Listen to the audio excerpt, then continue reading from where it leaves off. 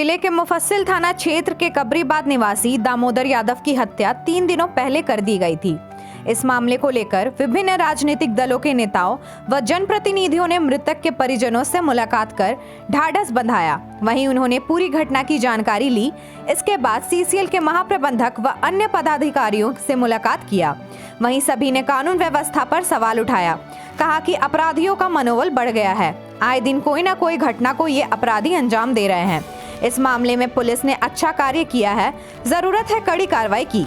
वहीं सभी ने सीसीएल प्रबंधन व आउटसोर्सिंग से पीड़ित परिवार को आर्थिक लाभ देने की मांग की और कहा जब तक परिवार को लाभ नहीं मिलने की सूरत में बड़ा आंदोलन का रुख इख्तियार करेंगे।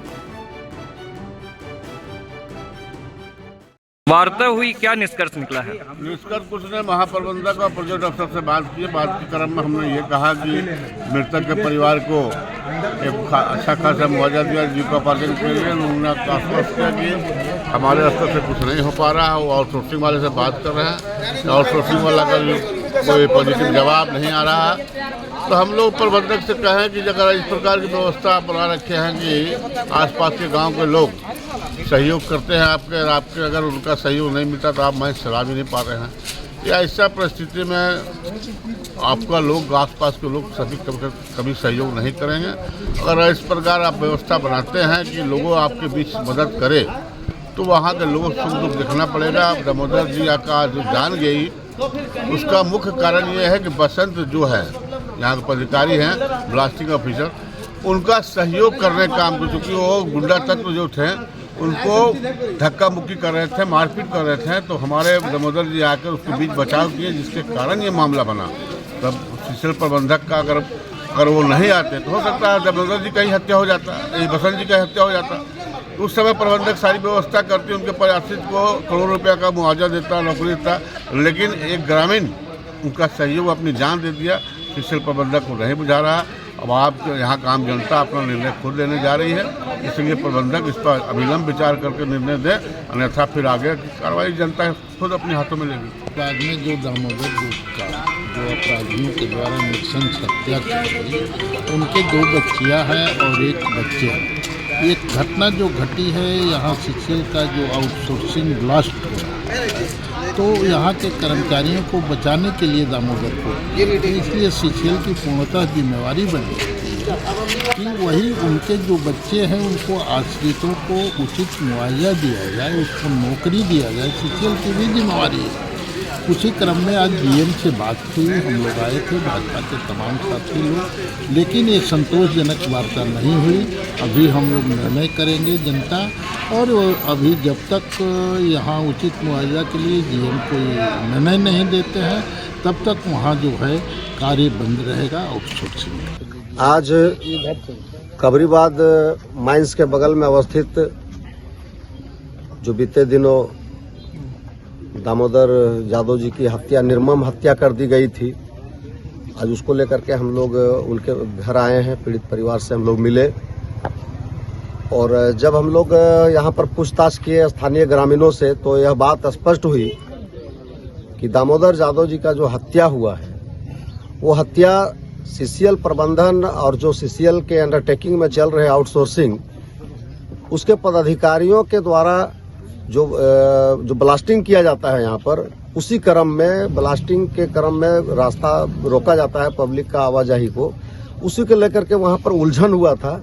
जिस उलझन को सुलझाने ये गए थे और उसी को लेकर के वो जो आपराधिक तत्व के जो लड़के लोग थे इसको टारगेट किया और उस समय तो मामला अस्थिर हो गया था। फिर करीब आधे पौन घंटे के बाद उन लोग ग्रुप बना करके आया और इस घटना को अंजाम दिया। अकेले पाकर के दामोदर यादव जी का निर्मम हत्या कर दिया गया। ये तो खुलेआम समझ लीजिए एक तरह से गुंडागर्दी है।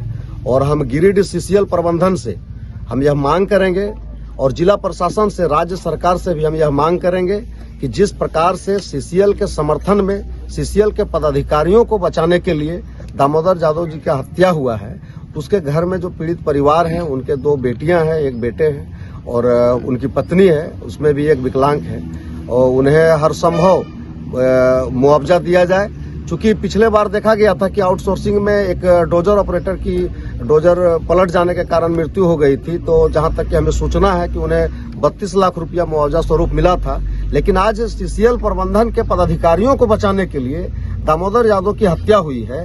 तो निश्चित रूप से जो मुआवजा उन्हें मिला था, निश्चित रूप से यह मुआवजा उनके घर परिवार को भी मिलना चाहिए। निश्चित तौर पे अपराधियों का मनोबल बढ़ा है और जिला प्रशासन काफ़ी अच्छा पहल रहा और मैं जिला प्रशासन से ये अनुरोध करूंगा कि जो भी अपराधी जिसकी गिरफ्तारी नहीं हुई है उसका अविलंब गिरफ्तारी हो और पीड़ित परिवार जिसके साथ इतना बड़ा घटना घटा, मैं सीसीएल प्रबंधन और आउटसोर्सिंग के मालिक से ये आग्रह नहीं पुरजोर आग्रह करूंगा कि उसके परिवार के साथ न्याय होना चाहिए। सीसीएल प्रबंधन जल्द से जल्द इस पर पहल करे। अभी हम लोग सीसीएल प्रबंधन से मिलेंगे और आउटसोर्सिंग के मालिक जितना जल्द से जल्द हो सके वो गिरिडीह आए और पीड़ित परिवार के घर जाए। सीसीएल प्रबंधक जाए, पीओ जाए और आउटसोर्सिंग के मालिक जाए और वहीं पे उस परिवार को जो उचित मुआवजा होता है, दो लड़की है उसका, एक लड़की विकलांग है, उसके भविष्य को देखते हुए उसको उचित मुआवजा की व्यवस्था करे।